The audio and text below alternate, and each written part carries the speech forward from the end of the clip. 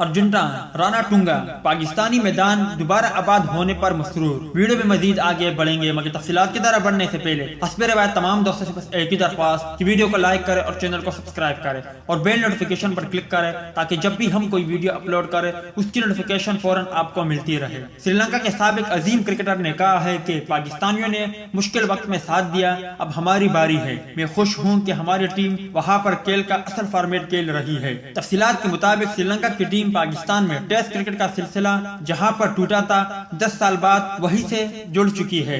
آئرلینڈر کو 1996 میں پہلی بار ورلڈ چیمپئن بنوانے والے سابق کپتان رانا ٹنگا بھی اس پر بہت خوش ہے۔ انہوں نے کہا ہے کہ میں اس بات پر بہت زیادہ مسرور ہوں کہ ہماری ٹیم پاکستان میں ٹیسٹ سیریز کھیل رہی ہے۔